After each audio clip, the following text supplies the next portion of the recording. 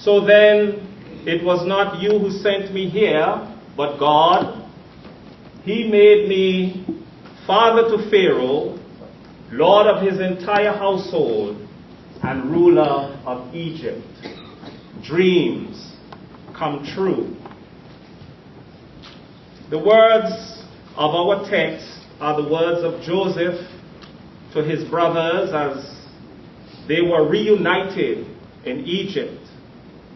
Several years had elapsed since Joseph's brothers had sold him for 20 pieces of silver to some Midianite traders on their way to Egypt, who later sold him in Egypt to Potiphar, an official of Pharaoh, the king of Egypt.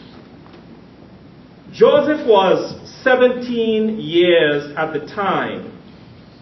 In the story of Joseph, we learn that his brothers hated him because their father loved him more than the rest of them. They couldn't say a kind word to him. What compounded the situation and made matters worse is that Joseph began to have dreams of greatness, and his brothers hated him all the more because of his dreams and the way he talked about them. It was not a good situation between Joseph and his brothers prior to them selling him to those traders and his arrival in Egypt. In the story, we find such words as the brothers were jealous of Joseph and they made plans to kill him. That is how much tension and animosity there was between them.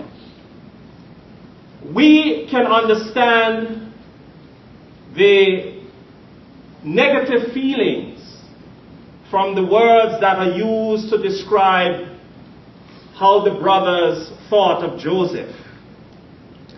And many years of anger and resentment led to estrangement and separation from the family.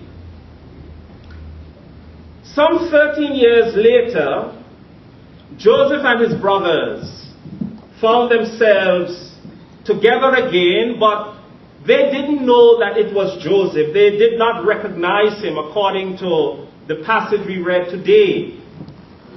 He was now somewhere about 30 years of age, serving in the court of Pharaoh, the king of Egypt.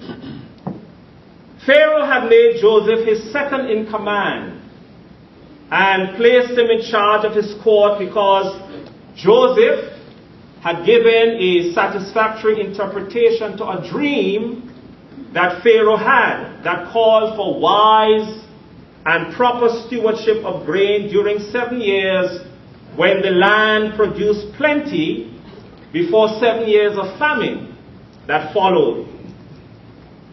The effect of the famine was severe not only in the land of Egypt. People from all around came to Egypt to buy grain. And that is how Joseph's brothers came to be in Egypt. The book of Genesis has it, since Joseph was governor of all Egypt and in charge of selling grain to all the people, it was to him that his brothers came. When they arrived, they bowed down before him with their faces to the ground. Genesis 42, verse 6. Dreams come true. This is exactly the kind of scene that had been revealed to Joseph in his teenage dreams, and the sharing of them that caused him to incur the hatred of his brothers. Now at the moment, when Joseph finally revealed himself to his brothers, he says in verse 8 of our reading for today, So then it was not you who sent me here, but God. He made me father to Pharaoh, lord of his entire household, and ruler of all Egypt. Sisters and brothers, from the story of Joseph and what happened between him and his brothers, I would like to say to you today that dreams come true even when they are frustrated. So don't give up on being a dreamer. It is clear from Joseph's story that he did not have an easy rise to power and the position that he came to occupy in the land of Egypt. It took many years, and Joseph experienced what must have appeared to be setbacks and frustration. First, there was a shock of being suddenly taken away from his familiar environment when his hateful brother sold him to the Midianite traders, who in turn sold him in Egypt. There he found himself in an unfamiliar place among people he did not know.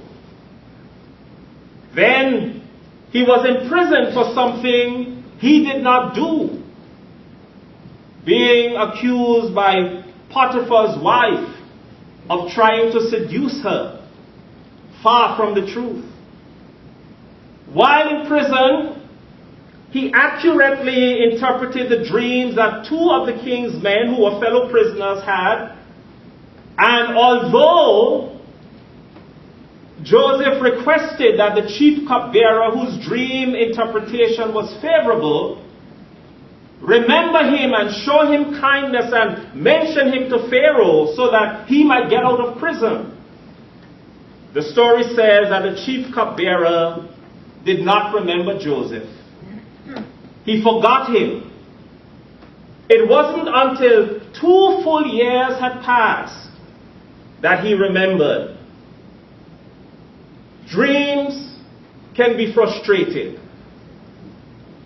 It may seem that the success we dream of is not going to happen. Like Joseph, I say to you today, who might have dreams of succeeding or achieving something, do not give up on your dreams. And more importantly, do not give up on your God. So then it was not you who sent me here, but God. He made me father to Pharaoh, lord of his entire household, and ruler of all Egypt. Obviously, my sisters and brothers, Joseph viewed all that he had been through as God working all things together for his good and for the good of the people whom he served. He held on to his dream. He held on to his God. He never gave up on what the Lord had revealed to him. I say to you, secondly, that dreams come true even when they seem far-fetched. So be careful that you don't dismiss the dreamer. To some, a dream might seem unlikely, ridiculous, or unrealistic. And many dreams appear to be that way. The story is told of a farmer with limited education who presented himself to his pastor one day saying, "Pastor, I believe that God is calling me to preach." And the pastor inquired of the farmer, the uneducated farmer, what led him to this belief, to this conclusion. The farmer responded that he had a dream in which he saw 3 giant letters in the sky, GPC. The farmer interpreted these letters as short for "Go preach Christ." After a brief pause, the pastor asked the farmer if the same letters could not be interpreted as "Go plant corn." In reading the story of Joseph, it is evident, my dear brothers and sisters, that his brothers, Joseph's brothers, didn't think that what he shared with them was possible. They asked, "Do you intend to reign over us? Will you actually rule us?" They asked Joseph. And according to the story, even Joseph's father rebuked him when he shared a dream with the family. But the story says that the father kept the matter in mind. In other words, he remained open to the possibility that the dreams that Joseph was having could indeed come true. So I say to you today, be careful how you treat others and respond to their dreams, to their expressions of what they might become. Be careful how you respond to the poor boy who dreams of becoming a physician, or a minister, or a teacher, or a scientist. We may not see now how that might happen, how that might be possible. But it may well come true, and somehow your life might depend on that individual one day. And finally, friends, dreams come true. So be willing to forgive, and don't destroy those who try to destroy the dreamer. Dreams can come true, so you must be willing to forgive those and don't destroy those who try to destroy the dreamer. So my last word today is for the individual whose dream of greatness might come true, for the person who might succeed and who might rise to some position of power, authority, and influence. The word today is that we should be careful how we treat others when at last our dream comes true and we find ourselves in a powerful position, a position of authority, a position over others. When you arrive, be careful how you treat those who are not yet where you are, and those who try to prevent you from getting to where you are. Be careful how you treat them when you get to where you have dreamt of becoming. Here was Joseph at last, sitting in the seat of power, with his brothers bowing down to him just as in his dreams. Now they needed him. He didn't need them. What will he do? Will he gloat over them? Will he seek revenge? Will he try to get even? Joseph rejected these approaches and saw his rise to power as an opportunity to help and not to hurt, as an opportunity to assist others, even those who did not mean him well. And so he says in the words of our text today, "So then it was not you who sent me here, but God. He made me father to Pharaoh, lord of his entire household, and ruler of all Egypt." If we believe, my dear brothers and sisters, that God has a hand in directing our progress, that God has a hand in placing us where we find ourselves, then we would be very careful how we respond and how we treat others.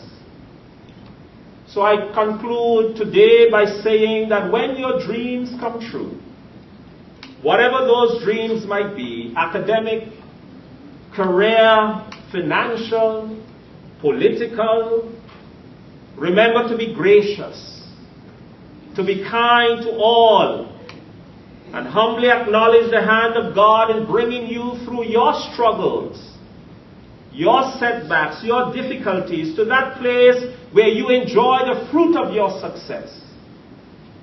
And with a big and loving heart, share it with others and help them so that they too might rise and become what they have the potential to be. In the name of the Father, the Son, and the Holy Spirit. Amen.